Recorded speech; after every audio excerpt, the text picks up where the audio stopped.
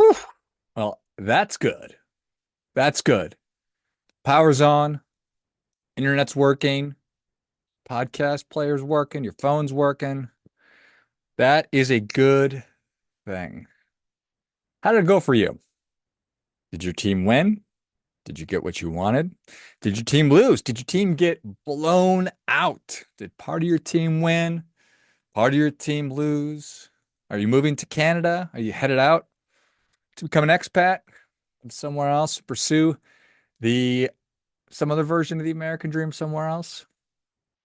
I had one of the most surreal experiences uh, 8 years ago. It's actually the first podcast. I think it was the first podcast we ever recorded in 2016, the day after the election, when Donald Trump defeated Hillary Clinton in the presidential election. My friend Santari and I recorded our first podcast episode. It's called the Figure It Out podcast, and it was fine. It was a decent show, but what was so crazy, what was so surreal was we recorded it at this co-working place.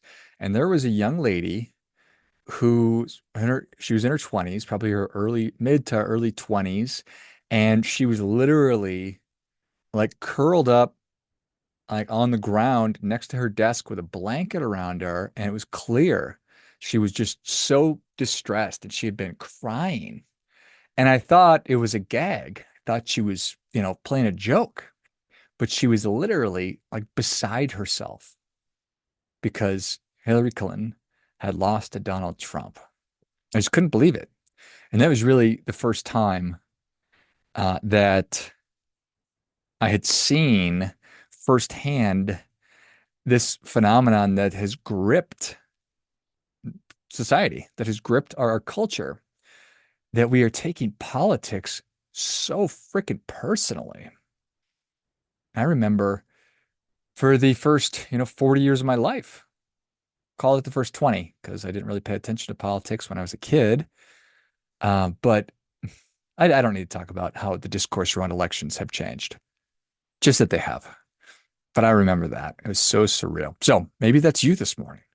And if that's you this morning, I'm really sorry. I'm sorry that you're having this profound impact and experience.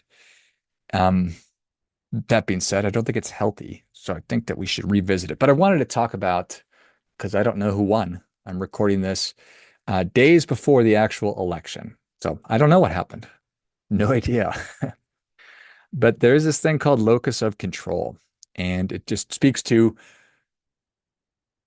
if you feel like you have control over the circumstances of your life. And there's two different kinds. There's your internal locus of control. So I feel like I'm in charge of the thing of my life because I control and focus on controlling the things that I have control over. Okay. I think that that's a healthy thing to do. External locus of control means that there are forces that are conspiring against you or what you believe to be of value and important that are operating against your interests, going directly against you, or trying to harm you, whatever. And that is what that young lady 8 years ago was experiencing then. And I don't know what she's feeling today. I just don't know. But if you are focused on whether or not you feel like you're in control by external circumstances, you're setting yourself up for failure and mania. It will drive you crazy. In fact, that's what the definition of stress is and anxiety is worrying about and ruminating on things you have no control over. You're literally howling at the moon. You're doing something there's not a darn thing that you can do about it. It's having this profound impact on your well-being to the point of during your work, you are in the fetal position crying, wrapped up in a blanket. Wild. This is a grown-up person. So, does that do anything for you? Have I changed your perception and perspective on the world of politics in a couple of short minutes? Good for me. Good job, me. No, still not convinced? All right. Well, then do something about it. What are you frustrated with? What about what has transpired do you not like? And If it's that you don't like President Harris or you don't like President Trump, I don't know that that's viable. I think if in fact you're going to be so worked up about whatever you're worked up about, what have you done about it? What have you done about it? Let's say that you're worried about, not enough people voting or voter registration or voter security, just the election integrity. Well, then get involved with it. You don't know how? Well, what have you tried to do? What have you tried to research and been unable to affect or do anything about? I don't think that there's ever been a time in my life that something has bothered me to the point of I want to do something about it. And then I tried to look into how to do something about it and I was unable to. You're just not trying hard enough. If that's you, you say, "Oh, there's just nothing I can do about that." I don't think that that's true. If that's what you want, then that's fine. And maybe you just want to be mad. Maybe you want to feel like the deck is stacked against you. Maybe you are so in love with your victimhood or you're so in love with your problem that you're not interested in moving past it. Maybe that's going to be what defines you for the next 4 years. Okay, if that's what you want, well, then let it rip, buddy. But if you're interested in coming to terms, or rather, what is the right way to describe this? Come to a place where you feel like you have an internal locus of control and you've done everything that is within your power and influence, and then you let the chips fall where they may, well, then I think in that case, you've done everything that you can. So I advocate that you advocate, educate, and advocate for whatever approach that you believe to be valid or best. But if you're not going to, I would just ask that you stop complaining, you stop bitching about it and doing nothing about it. I'm sick of hearing about it. So, as the saying goes, shit or get off the pot. And to that end, had on this gentleman named Patrick Hardy within the last couple of months here on the show. He is known as Disaster Patrick. And so he is a disaster preparedness expert. And it was interesting timing because he was booked to be a guest on the show long before the hurricane happened. But it was just days after that the podcast aired. And so it was really interesting timing. I'd say good timing, but that is probably in poor taste, or just not very thoughtful. But the timing was good. Just leave it at that. The big takeaway was that nobody's coming to save you.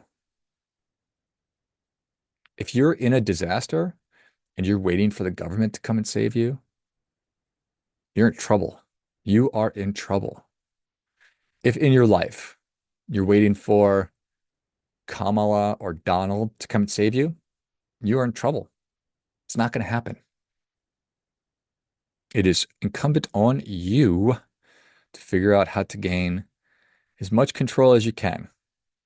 It's incumbent on you to understand what needs to get done. It's incumbent on you to understand what is most important, what is of highest value, and to focus your resources on those things. And then again, you could tell me to F off, F myself. You're going to keep doing what you want to do. But I think that we find ourselves in this pickle. I talked the other day about how we're number one currently. We're the fattest we've ever been. We're the brokest we've ever been.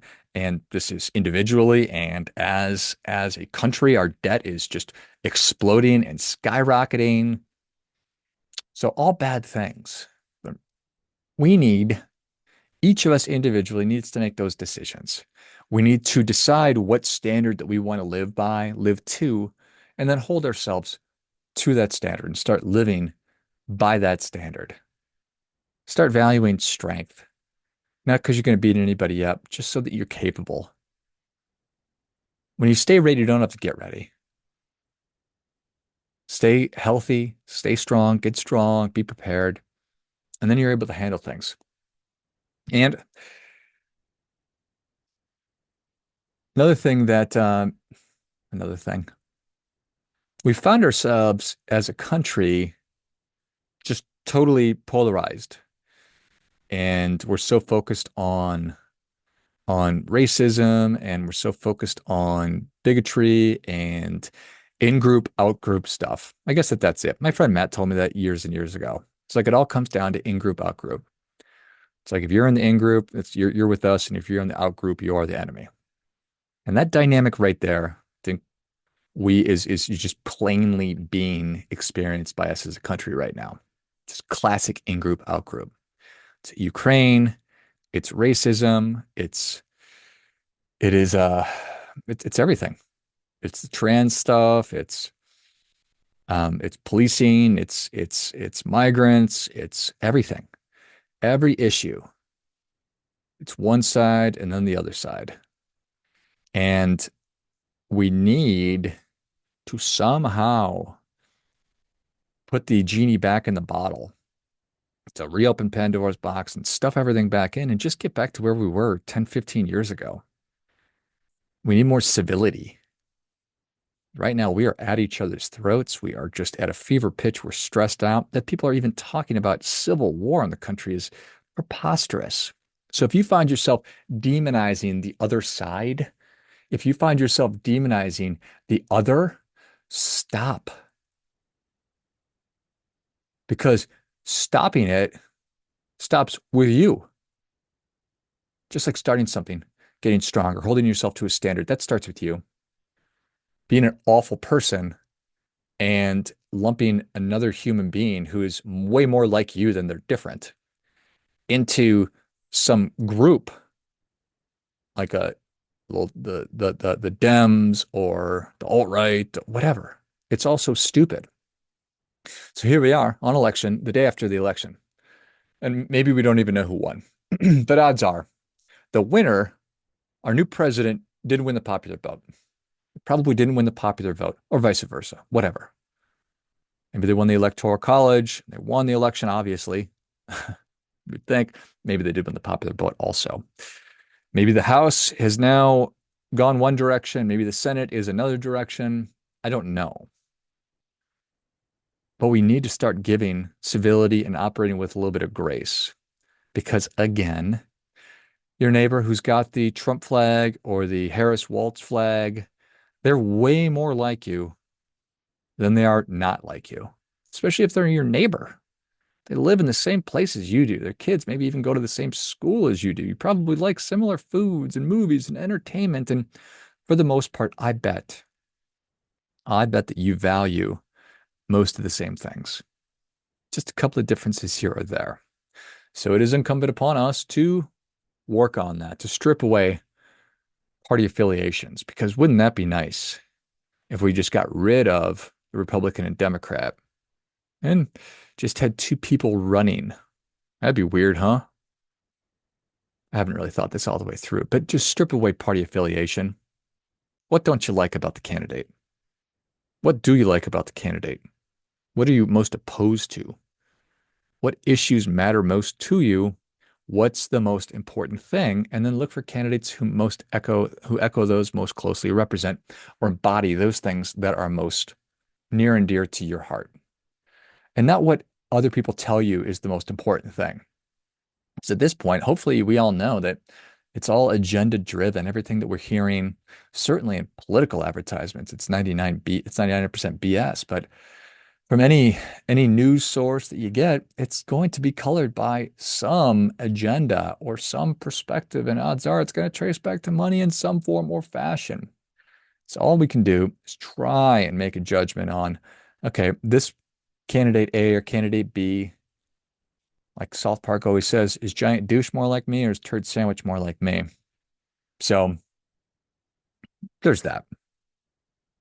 Now, all that being said, I'd like to make another plea. I'd like to give some advice, or probably most appropriately, I'd like to howl at the moon myself a little bit. Because I believe that we are focused on stuff that just doesn't matter. I think that we're focused and so wrapped up, we've twisted ourselves so tightly, just so tightly wound about things that are not important issues.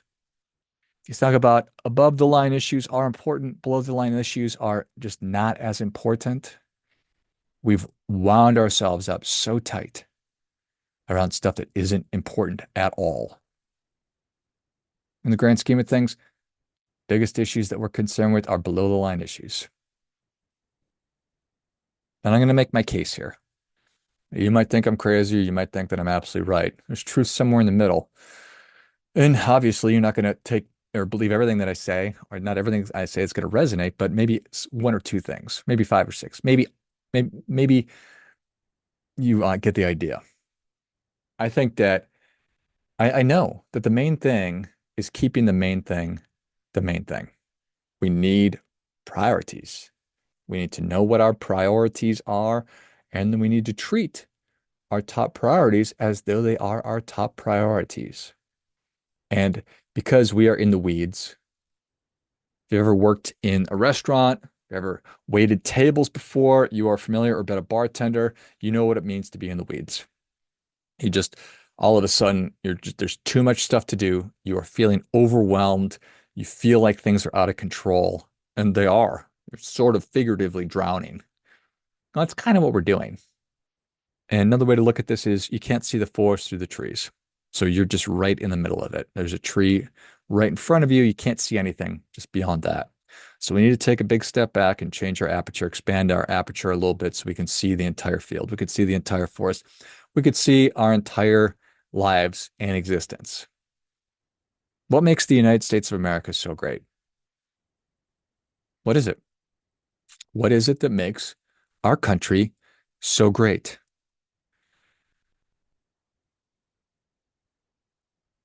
Maybe that's even going to be triggering because just because I think that there are a handful of things. There's you and I could go and have a wonderful conversation about the many things that make the United States of America so great because it is. That safety is a really, really, really important thing. We need to have a safe environment where you and I can go about our lives, where our children can go about their lives, where our parents can go about their lives. We don't have to worry about their safety. Like predictability is a really important thing, and that's due to safety. Because we do have or had a pretty high level of safety within reason. I know bad things happen. It allows us to operate in a more predictable manner and fashion. I know that if I'm getting on the highway, if I'm going down the road, that people are going to fulfill and honor the social contract and within reason drive their vehicle the proper way. We're going to stand in line. We're going to wait our turn. We're going to haul ride the subway or enjoy public transportation together. We're going to go to a movie theater and watch the movie and be quiet so everybody can enjoy it and orderly leave. All these things. It's predictability.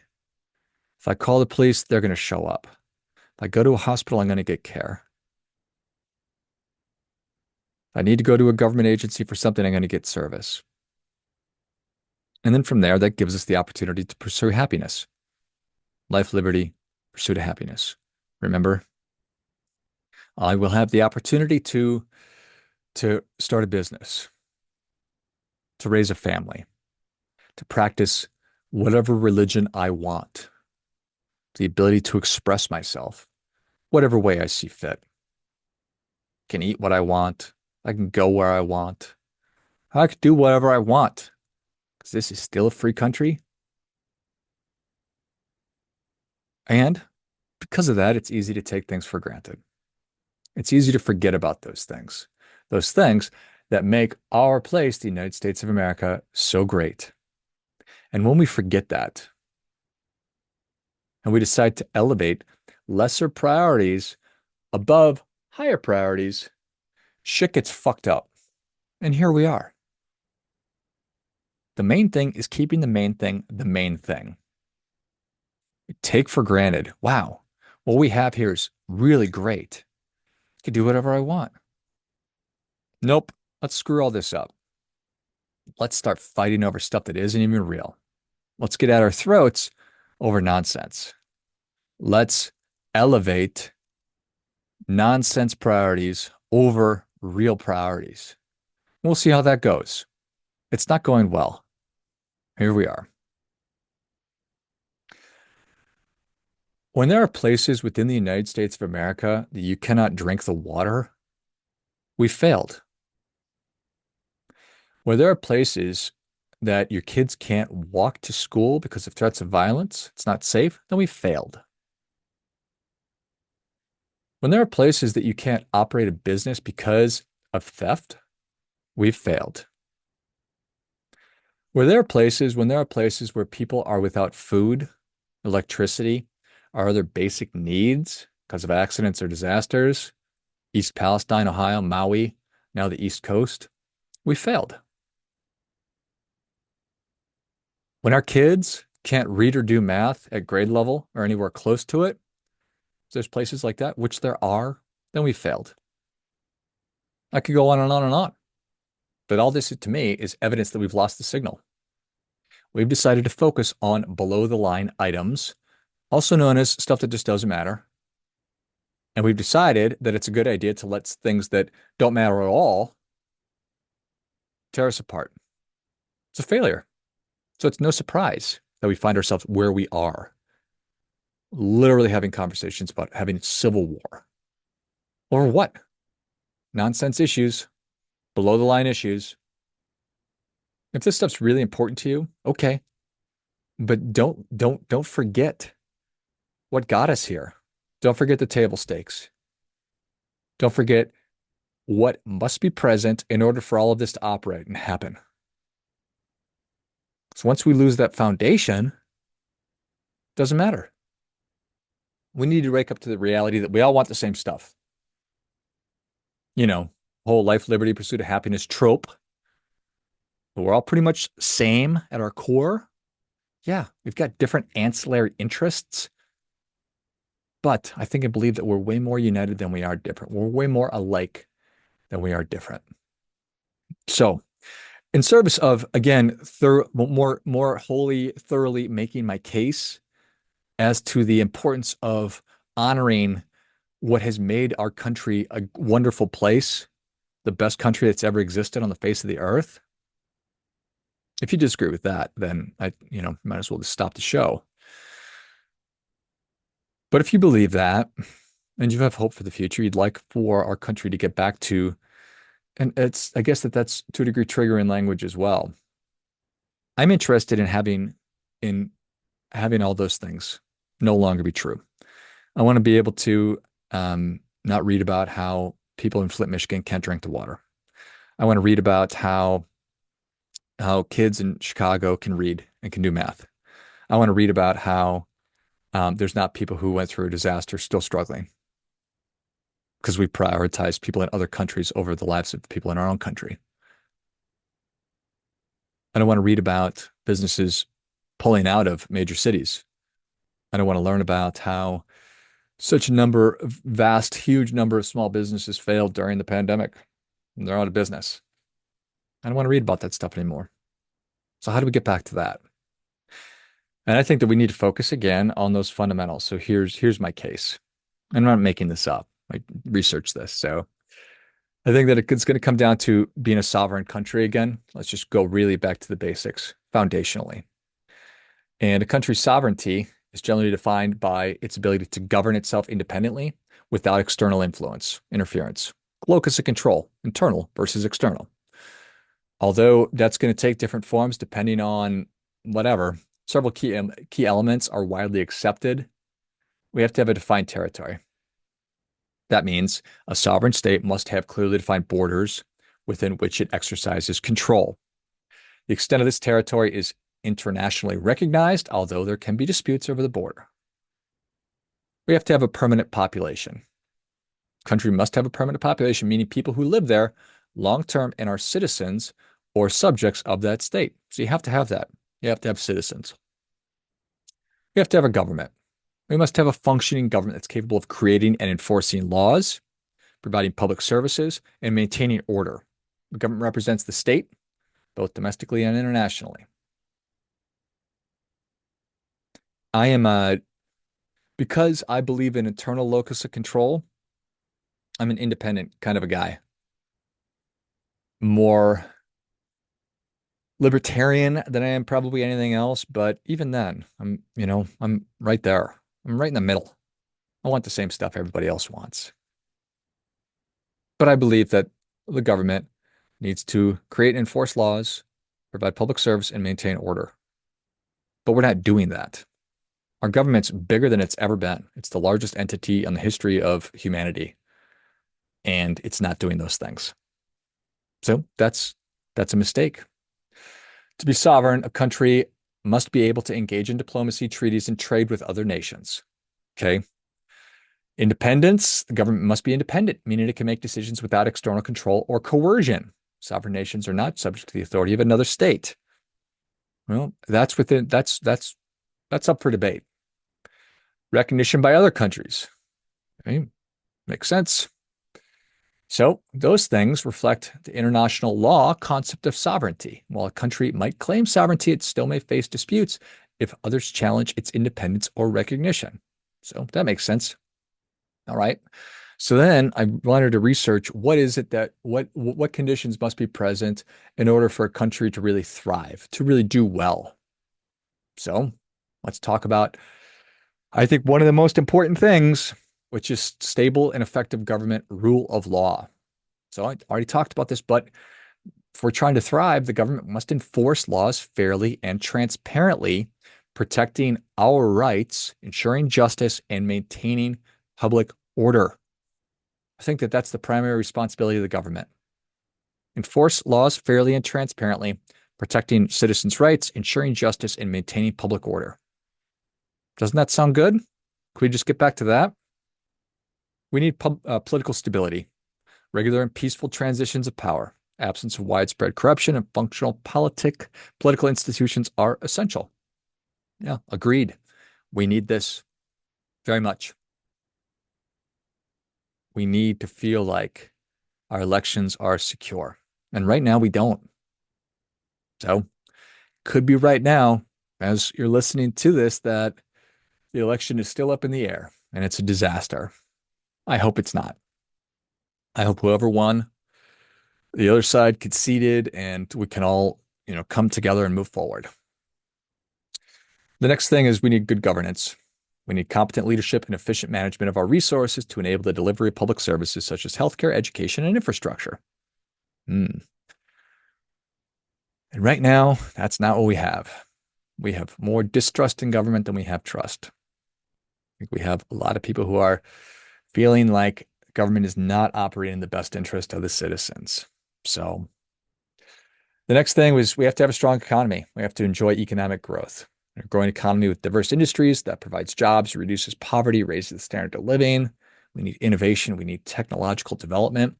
I think that we have plenty of technological development and a lot of growth, and I think that we're doing okay with that. We need sustainable development. Economy must balance growth with environmental sustainability. I think that that's true. We don't want to just run roughshod over the earth and destroy it. So I'm here for a conversation about that. We need to have everybody have access to the success. And when you have large swaths of our country that feel like they don't have access, feel like they're disenfranchised, that they can't participate in this, well, that's not good at all. It's one of my big concerns about bringing in tons of people from other countries. It's not that I don't want people from other countries. It's just that without the right tools, you can't participate in capitalism. And my fear is that we'll just create this permanent underclass, like serfs. That's not good. It's not good for anyone. Next is access to quality education. Thriving country invests in education at all levels, ensuring citizens are well equipped with skills and knowledge. So that should be table stakes. But again, if you don't believe me, just research. Research Chicago students reading at grade level, Chicago students math level, or performing or understanding math at a grade level. And then you'll find out. We need a robust healthcare system, access to healthcare, disease prevention, healthy living conditions, physically, mentally. And right now, there's too much strain on the healthcare system, for sure. We need a mobility and opportunity. Been talking about this already. We need to have access to education. We need fair employment practices and equal rights. Like, agreed. We need peace, security. We need internal security. We need low crime rates, absence of conflict, protection from terrorism. We don't have that at all. We do not have that at all. Crime is rampant. And I know this has been very contentious because there's been so much talk about how crime is down, But then it comes out that those numbers were held back or underreported. And so there's just a lot of game playing going on here. And no, I don't want that. I don't it's I don't want people to play games. Our government is playing games and playing politics, and it's not appropriate. We need safe streets. We need to protect those people within our country that are the most at risk. Children, the elderly, people who are mentally ill, people who are addicted to drugs, and not just let them die on the streets, which is what's happening. Not only that, but it hurts neighborhoods. Certainly, there's lots of places in big cities in the United States where I wouldn't walk with my kids. And that's probably the litmus test right there. Would you let your kid walk down that street? Would you walk down that street? Probably not. We need the rule of law and the protection of human rights. We need to respect our civil liberties and human rights. We need freedom of speech, assembly, freedom of religion, freedom of the press. These are critical. These are critical. And we've seen that those are being restricted all over the place. We need judicial independence. We need an impartial and independent judiciary that helps to resolve disputes fairly and prevents abuses of power. Just everything is polarized. Everything is polarized. There's a reason we have separation of powers. There's a reason that our founders created our system of government. There's a reason that it's effective. But when things get screwed up, things get perverted, we politicize the judiciary, we talk about packing the court and getting what we want. These things are supposed to be independent and autonomous. And I know that these are human systems populated by human beings, and we all carry junk into it. But just let's remember why it is that we're supposed to be separate. We're supposed to be autonomous. We're supposed to be independent. Because you don't want to need to have a dispute settled and go to some kangaroo court, to some BS trial. That's not good. We need infrastructure and technological advancement, roads, public transportation, clean water, electricity, internet. There are plenty of places where we're struggling with our power grid. I don't know that much about it, but I do know that we are really behind in much of our infrastructure. We failed to invest in it. We've already talked about how there's places without clean water. These are massive failures, massive failures. We need social cohesion. We need to enjoy or have a shared identity and purpose. We need social unity, tolerance of diversity, and a shared sense of purpose among citizens to contribute to national strength and resilience. I did a podcast about the what diversity really is, true diversity, because it said that diversity is our strength, but it's not. That's not an accurate statement. That is something that you put on a fucking greeting card. If you want to hear my opinion on that for about 20, 25 minutes, you can go listen to the full podcast. But different for the sake of being different is not what we're looking for. We need people who have a shared identity and a shared purpose of living and life, liberty, the pursuit of happiness. You can do it differently. You can have different views and religion. That's awesome. But we must all identify as Americans, and we must all agree on fundamentally the things I've been talking about. And if we're on the same page with that stuff, then there's room for diversity and for differences of opinion and everything. But without that shared identity and purpose, then it's not anything. It's just autonomous and independent people sort of operating in the same area. It's not Americans, just a bunch of people. So that's essential. We need to engage in international relations and trade, global cooperation. There's no doubt about it. Now, I do think that we need to reassess what our role is in the world. and reassess how it is we're allocating our resources and what we're prioritizing, why it is that we find ourselves in so many different countries all over the world. And I know there's a lot going on there, but I think more transparency and more robust conversation about true motives or why it is that we're doing what it is that we're doing, because it doesn't seem really clear to me. I don't feel like I'm getting an honest answer on why it is that we are spending so much money in the place that we're spending so much money that is outside of the United States of America. We need to have a robust and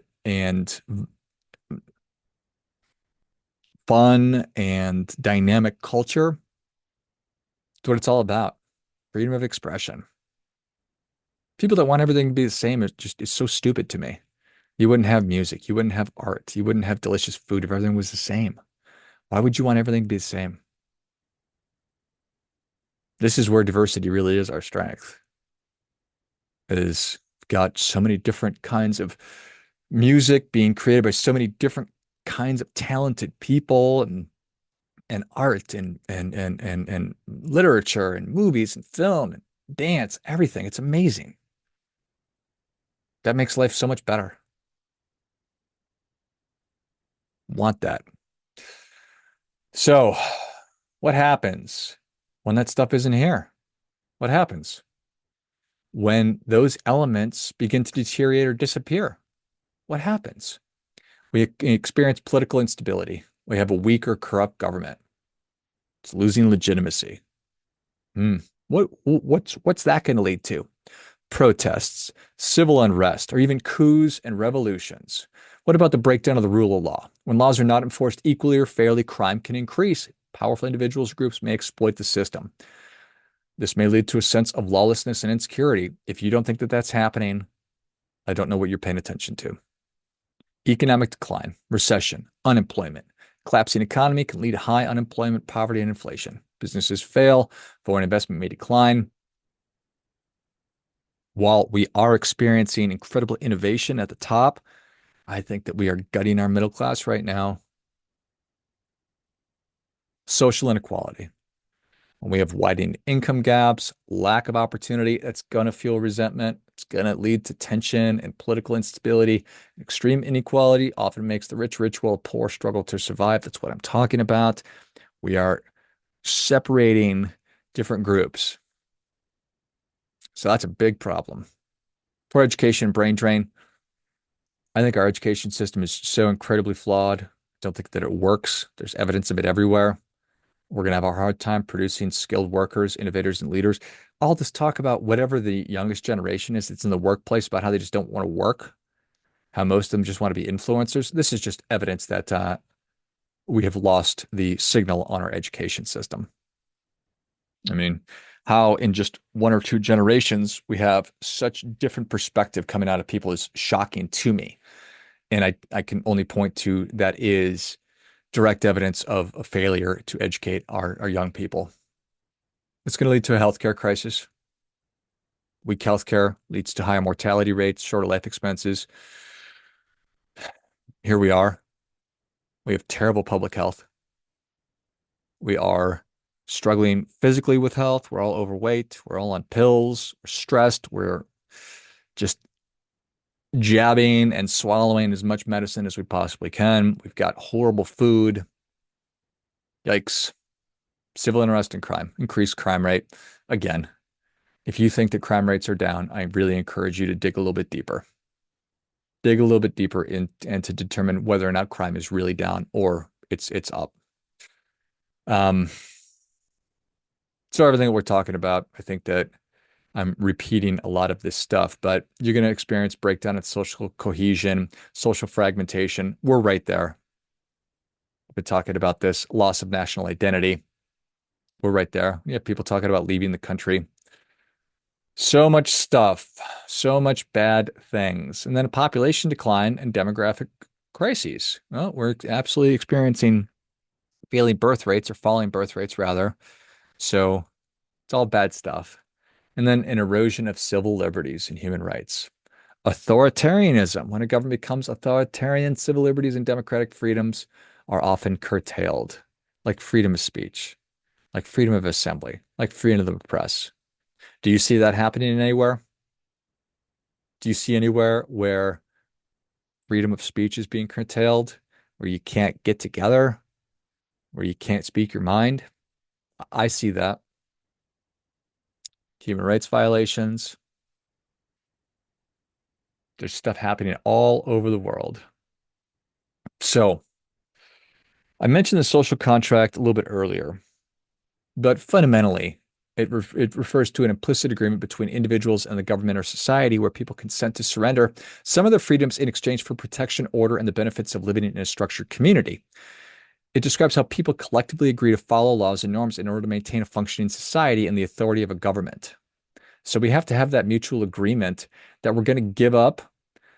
So I'm going to give up some of our rights in exchange for the protection of our fundamental rights: security, property, justice, clean water, education.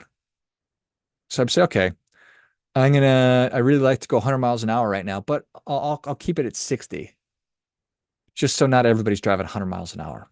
So I'm giving up some of my freedom in exchange for the protection and safety. Okay. So that's a really, really, really important thing. Thomas Hobbes, very famous philosopher, in his book The Leviathan, argued that in a state of nature, life would be nasty, brutish, and short. So, state of nature exists in most other countries on the face of the earth. Most of them. We are so unique that our experiment in self-governance is so unique. And it's all based on the social contract, based on me doing my part, holding up my end of the bargain. It's like when you're carrying a really heavy table and you got a bunch of people doing it. You all need to be lifting. If you don't, it's going to fall down. John Locke had a more optimistic view of human nature. He believed that people are born with natural rights like life, liberty, and property, and that governments are formed to protect those rights. If the government fails to do so, people have the right to overthrow it. Hmm. His ideas really influenced our modern democracy. Rousseau emphasized that in a social contract, people come together to form a collective general will, which represents the common good. So some key principles are the legitimacy of a government comes from the consent of the people that it governs. If the government fails to uphold that end of the contract, people have a right to change or overthrow it. So the government, I don't work for the government. The government works for me. The government is not above me. It serves me. Reciprocity. Both the government and the citizens have responsibilities. Citizens must obey the laws and contribute to the common good. Okay, I'm doing my part. Now you do your part. Right now, we're not experiencing a reciprocal relationship with the government. I pay my taxes. I'm not seeing the benefits. So, the idea that social contract is foundational to democratic governments with the authority of leaders is based on the will of the people. Elections, constitutions, and the protection of civil liberties all reflect that. So, we need to balance individual rights, collective responsibilities, all of these things. So, oof, so much the day after the election. But fundamentally, we have to hold ourselves accountable and responsible. We have to,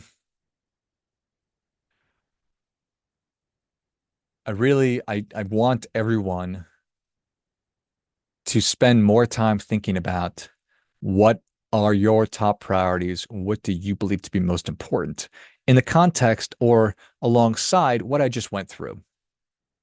Because if your top priority is whatever, some social issue, let's say it's abortion.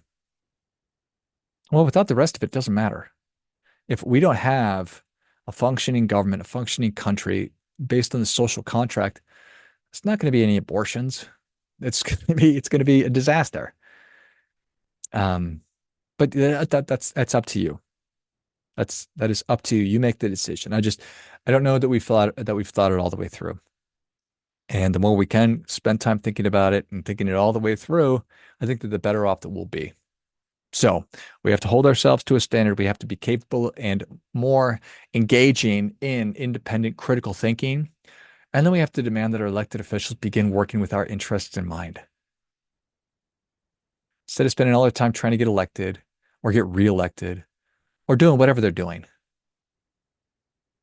they have to demand that they start working with our interests in mind and the interests of the country in mind. So I hope that your guy or your gal won. Hope your team won. Well, number one is I hope that somebody won. I hope that this doesn't drag on because that's not a good thing. We don't do well with uncertainty. And I hope that you are safe and your family is safe and that you get what you want and you get the life that you want. But we do have a responsibility in all of this. We have to be responsible to ourselves and our loved ones, but then we also have to hold our elected officials who are our representatives in the government to account. So happy day after the election. As always, do your part by doing your best.